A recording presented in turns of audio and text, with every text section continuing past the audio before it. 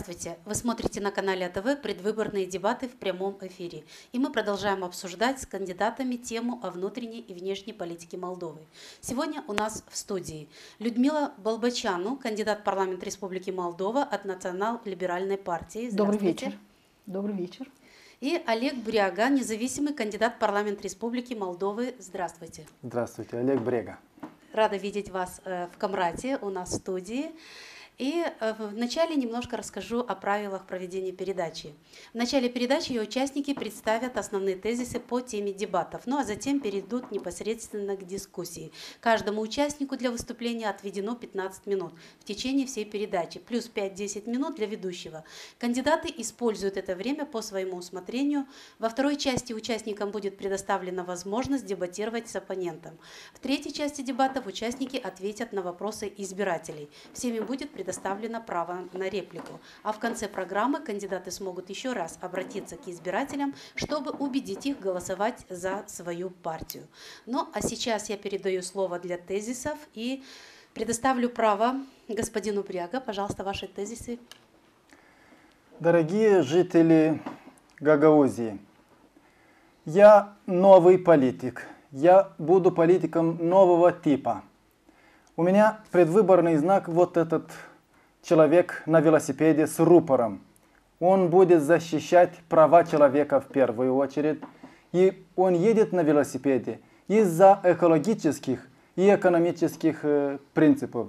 Я за то, чтобы политики стали рациональнее относиться к людям, к избирателям, к тому, кто платит налоги, к законам. Я буду бороться за законы. Я до сих пор работал как журналист, как активист-правозащитник. Меня люди знают из радио, ТВ и особенно из интернета, потому что мне закрывали передачи и на радио, и на ТВ, эти, которые сейчас и которые были до сих пор у власти. Они не могли дать слово тому, который борется за права человека. Поэтому я хочу в парламент и прошу вас голосовать за меня, чтобы я защищал права человека независимо от их религии, от языка общения, от других признаков. Поэтому слушайте, пожалуйста, эту передачу. Я буду говорить про то, что болит нас с вами все время. И надеюсь вас убедить голосовать не за партии, которые превратились в мафиозские круги, а голосовать за одного независимого человека, одного из 4. Я думаю, я буду самым убедительным. Спасибо. И госпожа Болбочану, ваши тезисы. Добрый вечер. Мне очень приятно. Так как я работала в Камрадском университете, я знаю этот народ как трудолюбивый, честный, добросовестный. И мне очень приятно, что я сегодня смогу с вами поговорить о Национально-либеральной партии, которая хочет, чтобы мы все жили хорошо, чтобы наши дети жили хорошо. А для того, чтобы мы имели хорошую жизнь, потому что все обещали до сих пор.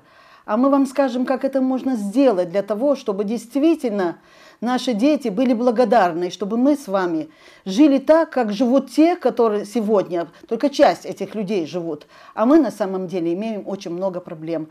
Мы за Евросоюз. А для того, чтобы жить хорошо, мы видим только объединение с Румынией. Почему? Я сегодня об этом вам говорить буду. Я обязательно объясню, почему Национально-либеральная партия видит только этот путь. Я уверена, что вы меня поймете. Я вам очень благодарна, что 30 числа вы будете рядом с нами, потому что в нашей партии всех национальностей люди, которые уже поняли, что другого пути к хорошей жизни нет, только объединение с Румынией. Я вам очень благодарна. Спасибо.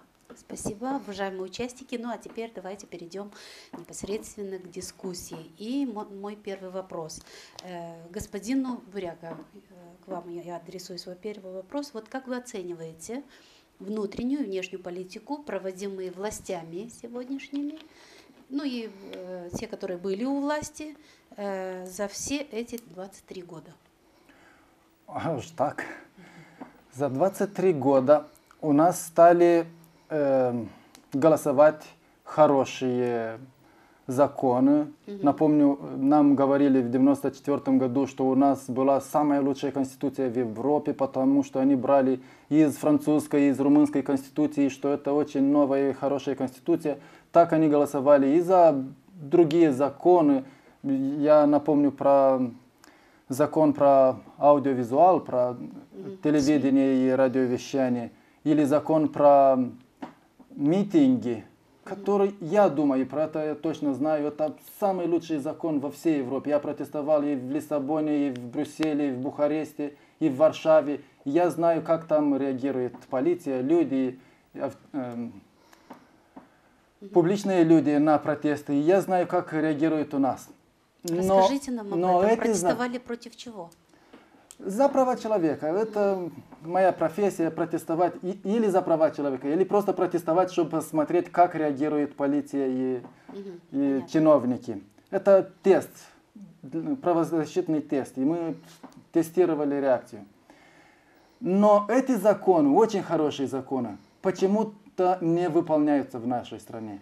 Почему-то и Конституцию никто не читает и не соблюдает. Например, в Конституции написано, что человека нельзя держать больше 12 месяцев без суда в аресте, но у нас очень много людей сидят в тюрьмах по 2, 3, 4 года без суда, без решения суда.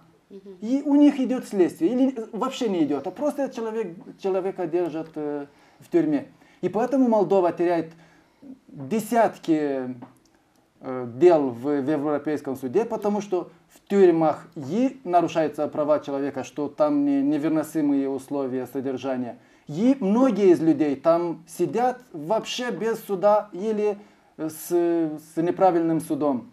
Поэтому я думаю, что у нас хорошая страна, новая, хорошие перспективы, но нужно что-то менять изнутри. Люди должны начать, что у них есть права, они должны знать эти права, и они должны требовать, чтобы их права соблюдались.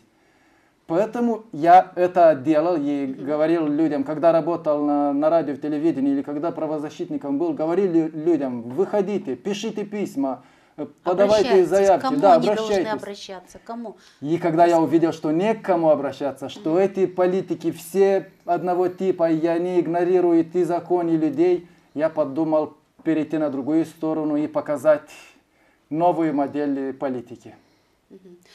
Что именно вы хотите показать? Я, к примеру, хочу попробовать аннулировать закон про обязательную военную службу. Так.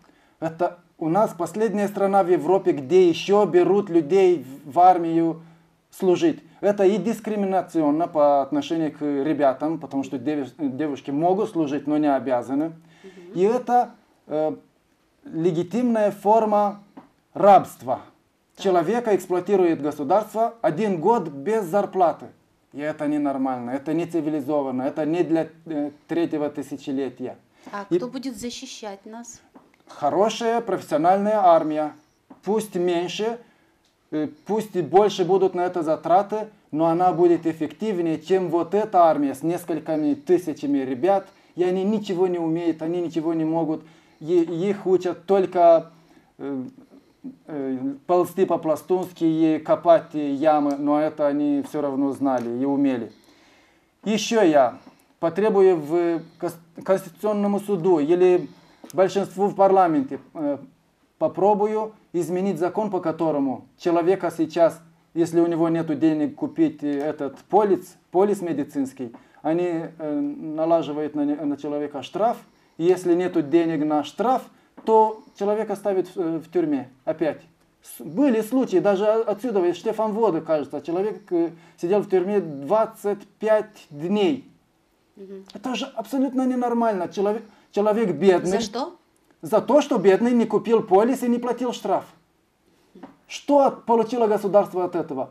Человек эти услуги не купил, медицинские услуги, и Может, штраф они не ему заплатил. Просто не понадобились эти услуги. Может быть. Зачем заставлять человека купить вот такие услуги, если они есть и у участников, эти услуги, наверное, лучше. Или у человека нет денег ни на те, ни на другие. Он может хочет умирать так, без лечения. Почему нужно заставить человека купить этот полис? Если у него денег на полис нет, почему ставить человека в тюрьме? От этого государство только теряет. Спасибо. Я думаю, эти законы менять. Да, спасибо, понятна ваша позиция, госпожа Балбачан. Ну, вы Знаете, что боролись думаете? мы за независимость. Боролись мы за справедливость, за демократию. Если уже сегодня говорить, наверное, только на бумаге.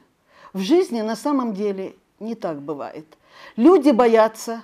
Даже вот в предвыборной кампании невозможно встретиться с людьми. Те люди, которые навстречу приходят, их потом преследуют. Вот ставится вопрос, какая демократическая у нас страна, если мы боимся встретиться?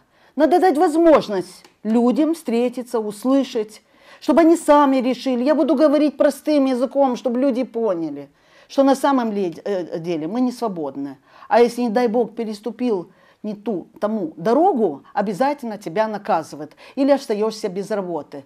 И так у нас безработных очень много. Обещаний очень много было за эти 20 с чем-то лет. И люди все ждали лучшего и лучшего. Вначале начался этот популизм.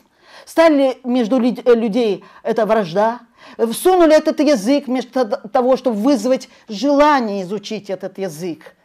Они как-то этим языком румынским сделали оружие для того, чтобы поссорить людей. А люди-то всегда жили дружно и мирно. Зачем ругать, зачем создавать такие условия, а они уже созданы? Потому что те люди, которые хотели прийти к власти, и они пришли, они пользовались самыми такими грязными методами для того, чтобы добиться власти. И пришли они к власти. Пришли. И, знаете, мне очень нравится, как сказал Карнеги, хороший такой психолог, он был и деловым человеком, он говорил, как можно в бедной стране иметь миллионеров? Как можно стать миллионером в бедной стране? Можно, если тебе по наследству досталось. А если тебе не досталось по наследству, значит, нечестным путем ты стал миллионером. Так я себя спрашиваю, наши миллионеры, каким путем стали миллионерами, а люди так бедно живут. И начинают, как вы видите, пользоваться тем, чтобы между людьми создать такую напряженную обстановку по национальному признаку. В нашей национальной либеральной партии люди всех национальностей. Мы хотим, чтобы все жили хорошо. Я не буду обещать. Я вам скажу, почему мы бедно живем. А потому что у нас теневая экономика на сегодняшний день составляет 18 миллиардов рублей.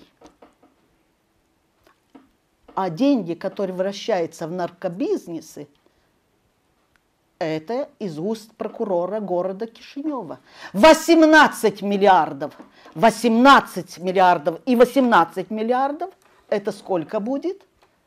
А в социальный фонд у нас только 10 миллиардов. Так мы хотим, чтобы у нас были хорошие заработные платы у педагогов, у врачей, не говоря о пенсиях.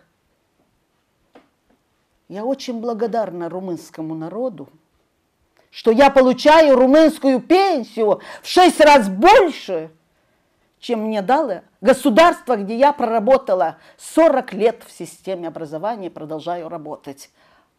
А в Румынии я проработала только 2 года. Я не говорю уже о тех пенсиях, которые получают инвалиды. А мы сегодня о какой политике говорим? Вот все хвастаются. Смотрите, что получается. У нас предвыборная кампания. Прочитайте 4 года тому назад, что написано в их программах. И увидите одни и те же программы. Только одно изменилось. Добавилось Европейский Союз. Оставится вопрос, а как мы попадем в Евросоюз? Некоторые хотят в таможенный союз. Я сделала такой анализ. Румыны предоставили 5000 мест для студентов, когда Россия ни одного места. А если есть Так все это по контракту. Румыны платят, и начиная с 90-го года, платят нашим студенты. Это вот стипендию.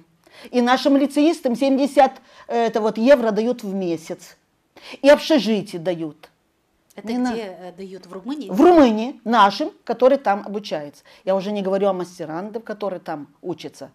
Не надо бояться. Знаете, как мне приятно было, когда я ехала в Бухарест, а со мной рядом сидит гагауз. Такой доволен. И говорит со мной на румынском языке. Потом я узнаю, что он из Гагаузи. Я на него так посмотрела и говорю, а где вы работаете? А он говорит, я в Констанции работаю. Кем? Я стоматологом. Я говорю, и как вам в Румынии? Он говорит, очень хорошо. А рядом сидит девушка, она ничего не понимает. Я говорю, она понимает по-румынски? Нет, говорит, я ее взял, это моя двоюродная сестра, чтобы научить мою дочку говорить по-гагаузски, потому что она приедет к бабушке и не сможет пообщаться. Хорошие все люди. И вы тоже, гагаузский народ, страдаете. Независимо от национальности. Беднота не спрашивает, кто ты по национальности, сколько тебе лет. Также и болезнь. А беднота, она везде и всюду одинакова. Я себя спрашиваю, и вы себя, наверное, спросили, откуда такие деньги на такую предвыборную кампанию, когда мы в такой бедноте живем, когда у нас такая безработица. Вы только посмотрите, сколько газет, сколько у нас этих билбордов, или как они называются, вот эти вот публичные, вот, как они называются? Билборды, да. Билборды называют, но давайте более таким простым языком. Вот эти вот большие панно, которые они стоят очень большие деньги. Они катаются на шикарнейших автобусах. Ставится вопрос, откуда у них эти деньги? Это наши деньги, это ваши, мои деньги. И мы говорим о будущем. О каком будущем мы можем говорить? Единственный путь. А почему? Я отвечу потом. Только объединение с Румынией мы сможем попасть в Евросоюз. А то, что сегодня запретили яблоки вывозить из Республики Молдова в Россию, я иногда удивляюсь. Я очень уважаю русский народ, потому что я училась в аспирантуре. Политика виновата, люди не виноваты, чтобы вы знали. Люди не виноваты. Виновата политика. Специально наши поехали. Хотят ваш голос. Создали эту искусственную обстановку. Только пройдут выборы. Будьте уверены. И вино, и яблоки пойдут в Россию. Спасибо, госпожа Болбочана, спасибо. Ну что ж, уважаемые участники, первый раунд у нас завершен. Сейчас переходим ко второму раунду. Во втором раунде вы можете дебатировать друг с другом и задавать друг другу вопросы. Я вижу, что у господина Бряги уже созрел вопрос. Можете задавать. Вы, госпожа Болбочану, говорили про деньги, которые тратятся на предвыборную кампанию. Ваша партия совсем не тратит деньги на это? Вы знаете, я хочу вам сказать, что у нас очень скромно мы пошли в предвыборную кампанию. Во-первых, если вы обратили внимание, у нас даже вот эти вот спотурли публичтари, как это? Видеоролики. Видеоролики. Мы не можем их платить. Они, вы знаете, сколько стоят. Вы, наверное, тоже в курсе дела, что они доходят до 4000... Вещание или что? Не-не-не, по телевидению. Да. Они, такие деньги, у нас их нет. То, что мы сделали, мы нашими силами сделали. Вот у нас, которые люди есть, мы собрались, и у нас единственное, что только платформа, а больше вы ничего не увидите от нас. И что мы выступаем вот на такие вот передачи, где нас приглашают, а ездить по республике у нас такой возможности нет. Мы все-таки надеемся, что люди поймут, что те, которые больше всех ходят в республике, вы знаете, господин Брега, я себя спрашиваю, если бы я 4 года была у власти, и я столько сделала, как они говорят, для народа. Есть такая необходимость, чтобы еще ходить в предвыборную кампанию и говорить о себе. Наверное, люди бы сказали: Людмила Сергеевна, мы вас хотим, вы столько для нас сделали, да не тратите время, мы только за вас будем голосовать. А когда люди ничего 4 года не сделали, разбогатели, а сейчас ходят по республике, где-то подкупают, мне стыдно сказать, что они пользуются государственными машинами, и неизвестно откуда, как они платят этот бензин, я уверена, не с ихнего кармана, и ходят по всем селам. И говорят людям, это, конечно, обидно. Поэтому, господин Брега, мы, как видите, у нас много нет. Единственное, мы как и вы. Приезжаем, говорим и уверены, что нас избиратели понимают. Большое вам спасибо. Спасибо, госпожа Болбочан. Теперь ваш вопрос. Господин Брега, я всегда наблюдала за вашими передачами. Вы за справедливость. Вам нелегко. Скажите мне, пожалуйста, придя в парламент, все равно вы с кем-то скооперируетесь, потому что один в поле не воин.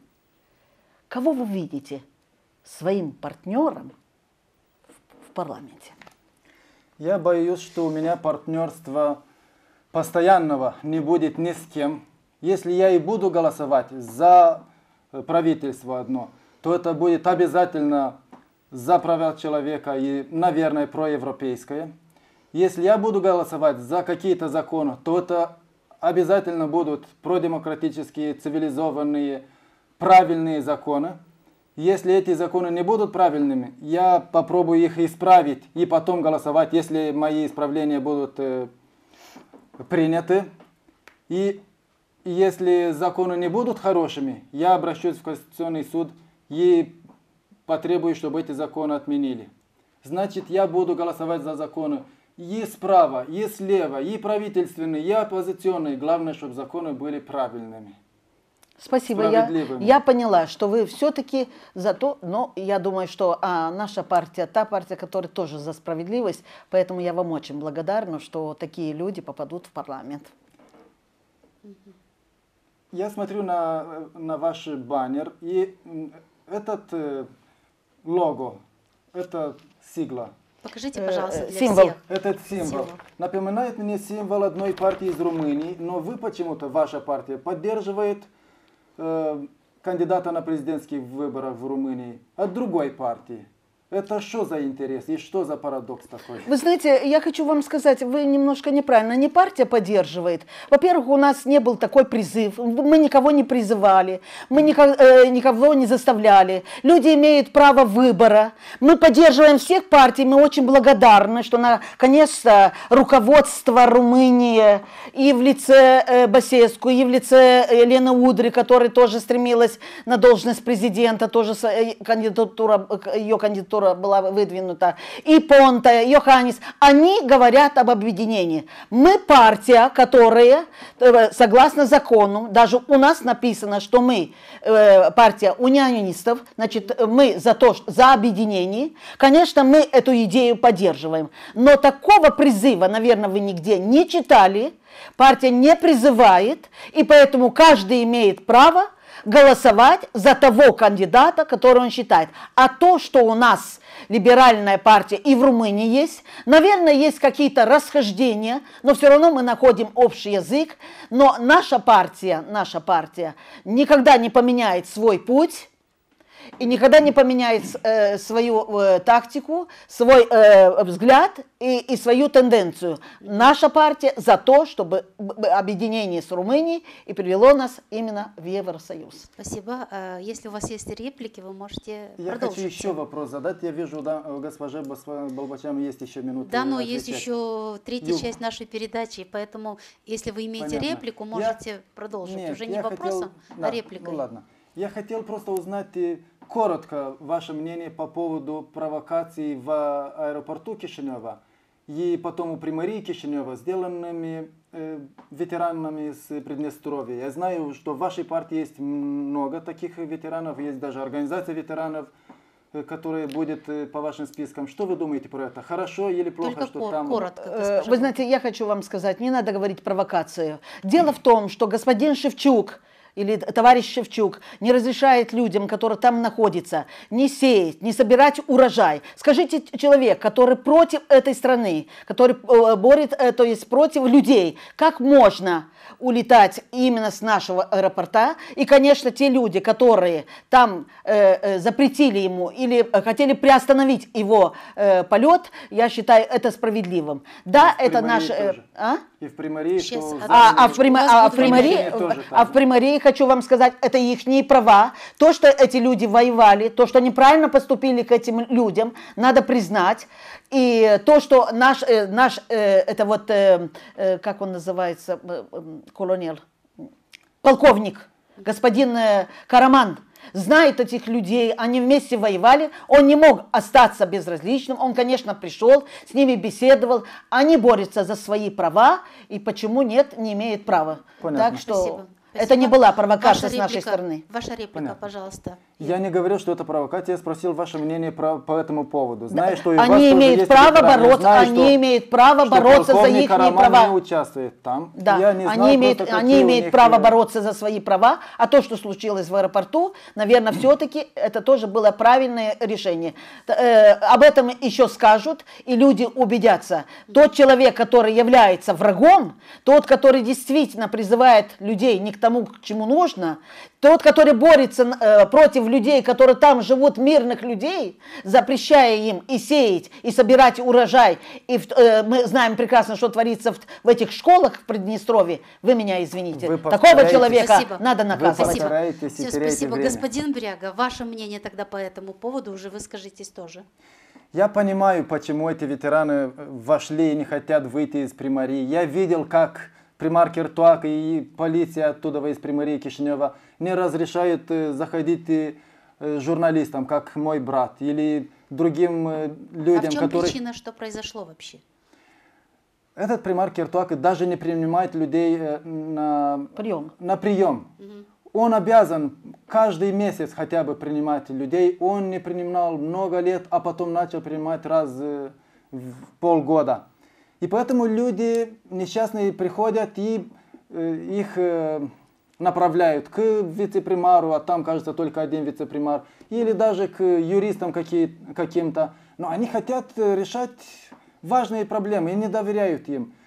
Вот поэтому люди, наверное, перешли эту грань, легальную, законную грань, и остались. Там, кажется, и сейчас их несколько. Нет, я вам скажу, здесь связано с квартирным вопросом. Они все-таки заняли, им не разрешили приватизировать. Понимаете, от них просят деньги. Они все-таки воевали. Здесь другой вопрос. Я думаю, что вы нас пригласите, мы расскажем более подробно. Да, поэтому бороться против своих, то есть за свои права, то, что они сегодня не освобождают, наверное, у них есть причина, и не то, что, наверное, есть такая причина. И я думаю, что господин Киртуак должен над этим подумать. Но так как он в либеральной партии, я думаю, что на встрече с ним вы зададите ему этот вопрос, и он, наверное, честно и добросовестно скажет, почему сегодня люди находятся в Приморье. Все-таки я не согласен с тем, что ему ударили водой в лицо и выражались нецензурно с ним. Я думаю, это нелегально и нельзя. Господин Брега, вы знаете... И в аэропорту тоже. Я думаю, что человека нужно судить, если он нелегально что-то сделал, но это не люди должны сделать, а это закон должен сделать, полиция, прокуратура и так далее. Господин Поэтому Брега, я думаю, что это была провокация. я не осуждаю людей, которые вывели их из этого состояния, и не надо забывать, это люди, которые воевали, и то, что у них все-таки где-то какой-то отпечаток оставлен, мы об этом тоже должны учесть. Нам легко сегодня говорить, а они там воевали, тоже по указанию, они воевали за нашу независимость, за то, чтобы мы все-таки восстановили, как вы говорите, права.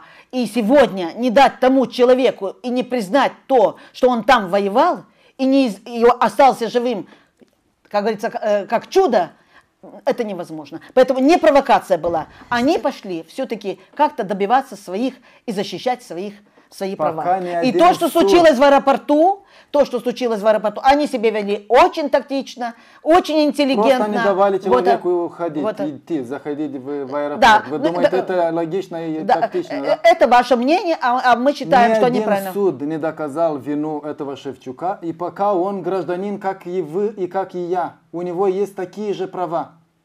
И даже... скажите, а какие у него есть права запретить людям... Это уже нелегально, но пока ни один суд это надо его наказать. Наказали. Это вина правительства, а не Уважаемые участники, давайте продолжим дискуссию уже в третьей части. Просто у госпожи Болбочан, я смотрю, очень мало времени остается, поэтому больше времени остается вам. Сейчас мы предлагаем посмотреть видеосюжет, опрос наших граждан, а потом мы продолжим комментарии.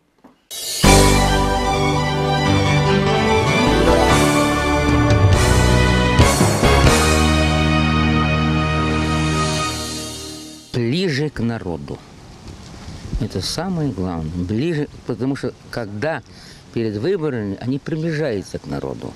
А когда придут выборы, когда они придут к власти, они удаляются от народа. Вот это, чтобы это было ближе и постоянно были ближе к народу. Это самое главное. Если человек предприимчив, то он может жить, конечно. Но в целом большинство людей на грани бедности, и многие подумают о том, куда уехать на заработки. Потому что людям очень сильно не хватает. Надо детки учить, а внуки тоже, всем тоже. Раньше родители помогали детям, а сейчас дети не могут, я не могу помогти здесь на пенсии, потому что все купляешь. Там услуги, там таблетки, лекарства. Більше йде, а остається так, картошка, помідор навіть почти, що можна і не їсти, тому що дорогі такі, що та є така життя. Радуватися нечим. Вот в зависимости, как проголосуют. Если проголосуют правильно, значит будут изменения. А если проголосуют неправильно, значит останется так, как оно есть по сегодняшний день. В принципе, я считаю, что все-таки нас ждет светлое будущее, потому что такие, как мы, живут в этой стране, остались в этой стране, любят эту страну и готовы сделать для нее все, чтобы эта страна была самая процветающая, самая добрая, самая мирная и самая счастливая для нас и наших детей. Не верю ни в одной политике и не играю в азартные игры. Я с тех пор этим не занимаюсь. Если честно сказать, меня вообще не интересует такой вопрос, как о выборе. Выбор – это человеческое правительство, а я за правительство Бога. Я не участвую в таких делах по религиозному убеждениям. Це буде залежати від їх, як вони поведуть себе. Як ті прежні, чи як нові будуть. Якщо будемо жити, будемо бачити. Хотим, чтобы был мир. Самое главное, чтобы был в стране мир. Это главное. Чтобы не повторился украинский Майдан.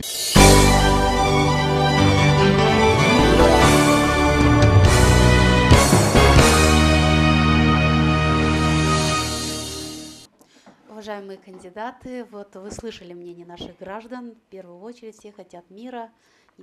Все боятся украинский сценарий, чтобы не повторилось и у нас. Господин Бряга, как вы прокомментируете вот мнение людей? Я думаю, что правильно, что люди хотят мира и стабильности. Но почему-то они боятся только Майдана, той революции из Киева. Они боятся и Донбасса, и что еще там есть? И Луганска.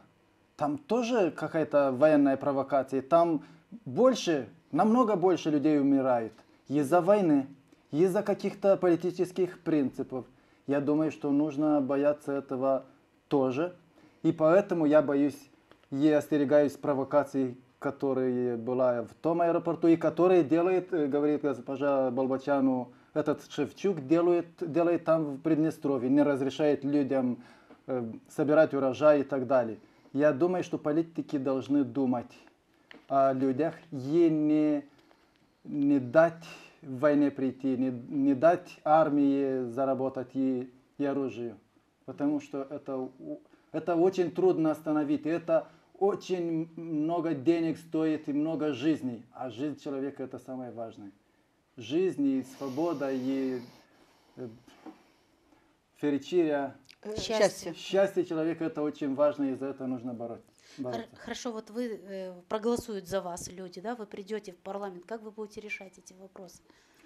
Сначала я буду самым доступным депутатом, наверное. Я не буду ждать их в кабинете, в том парламенте, где почти невозможно зайти из-за полиции, из-за бюрократии. Я буду выходить к людям так, как выходил до сих пор, когда был журналистом, работал и на публичном радио, и на частном телевидении. И когда был правозащитником, наша организация уже, кажется, 6-7 год работает без денег, без грантов и без...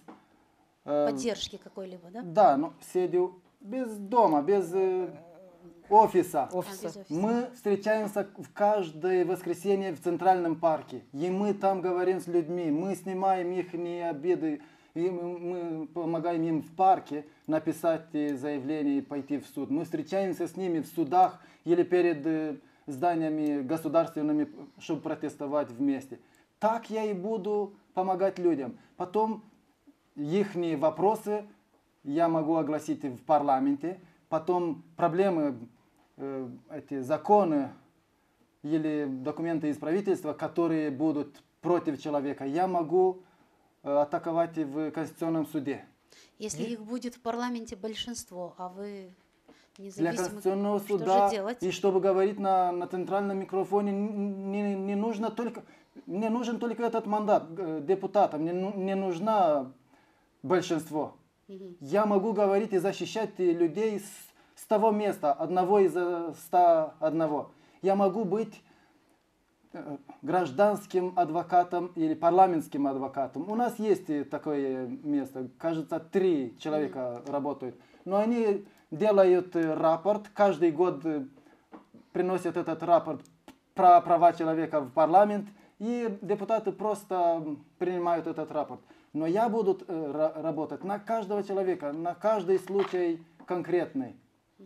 Я буду, наверное, я буду работать в той комиссии по правам человека или в комиссии про масс-медиа и культуру, потому что я артист, я киношник. И я буду, наверное, самым эффективным депутатом и в оппозиции. Если я буду голосовать с властью, и у власти я буду самым эффективным, буду атаковать все ненужные законы или плохие законы, я думаю. Спасибо, понятно. Госпожа Болбочану, ну мы, учитывая, что у нас нет 3-го кандидата, наверное, добавим вам уже от нас пару минут. Большое вам спасибо. Хочу сказать, что я очень благодарна.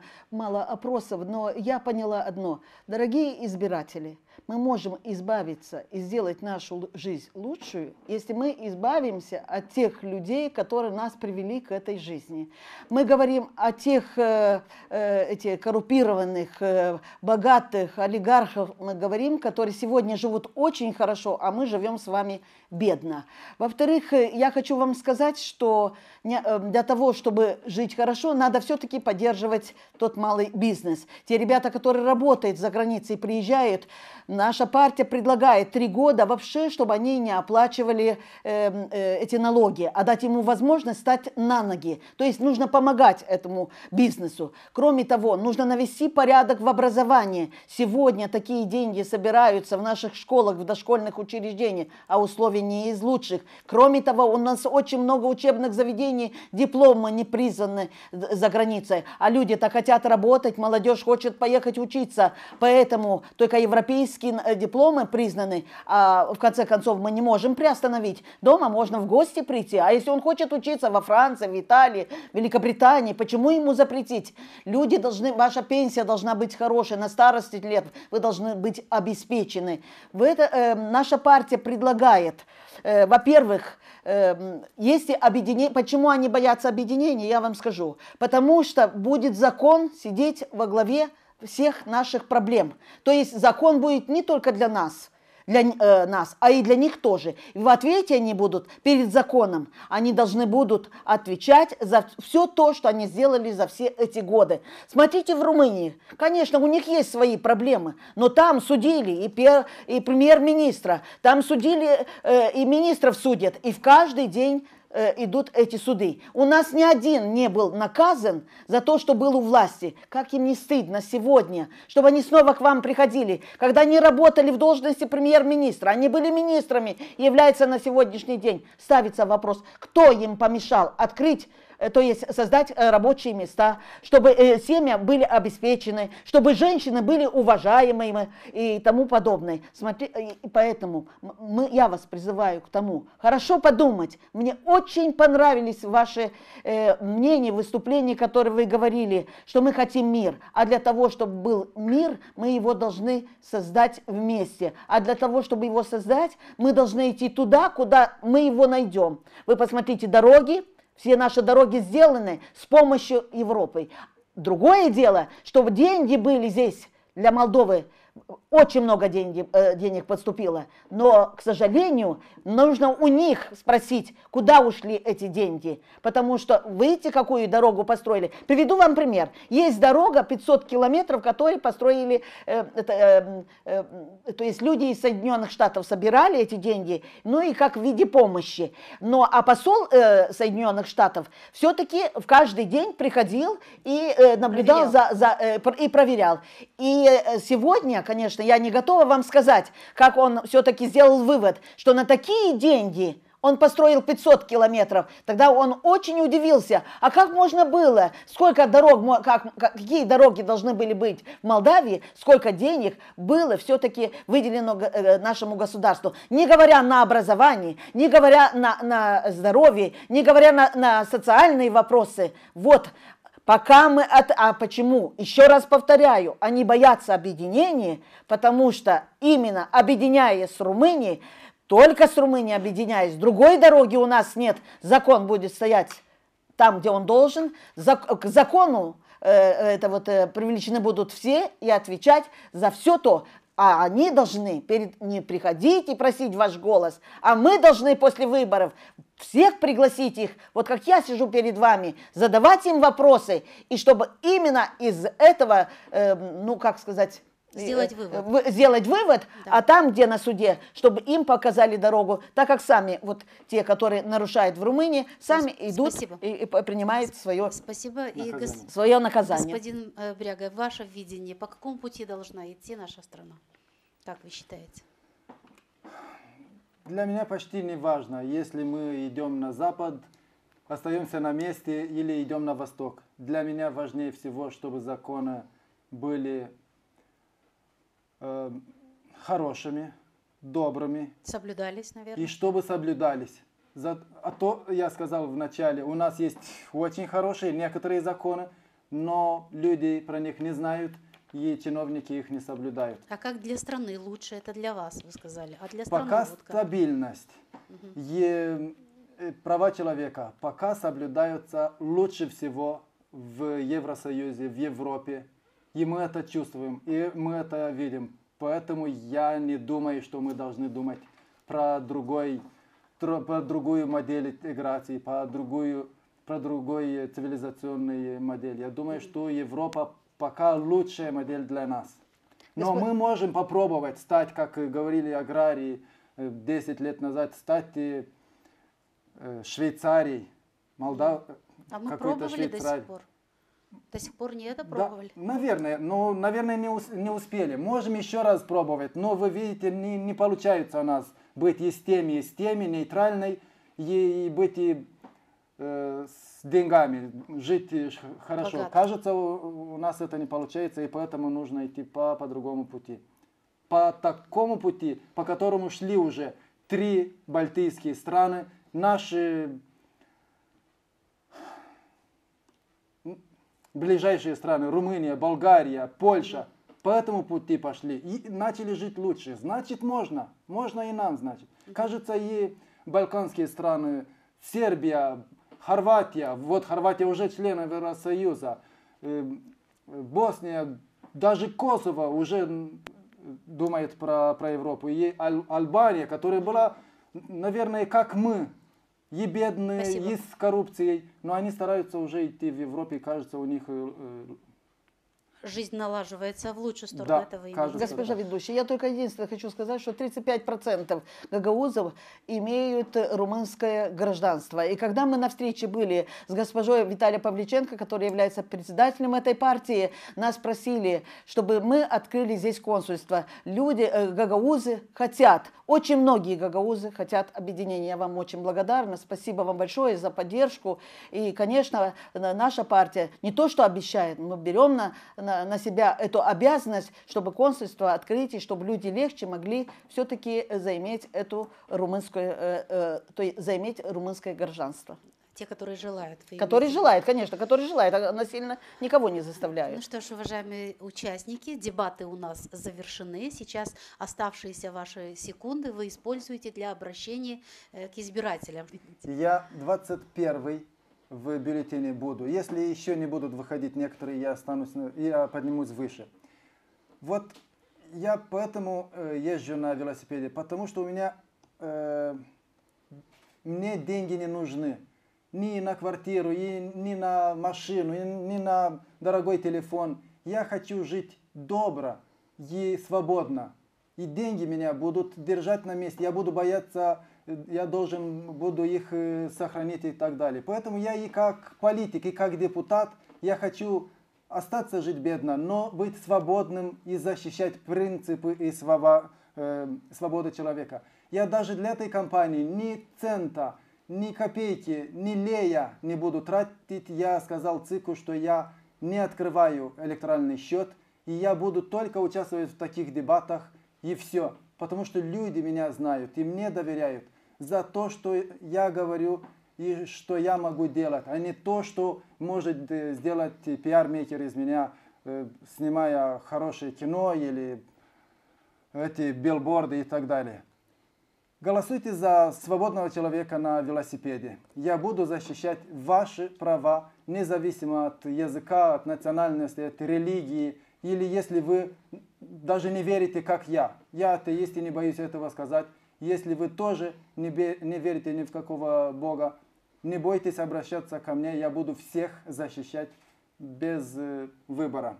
Спасибо. И госпожа Балбачан, Уважаемые избиратели, 30 числа приходите на выборы. Все-таки, даже если вы обижены и вы не придете, это очень большая ошибка. Я не буду вас,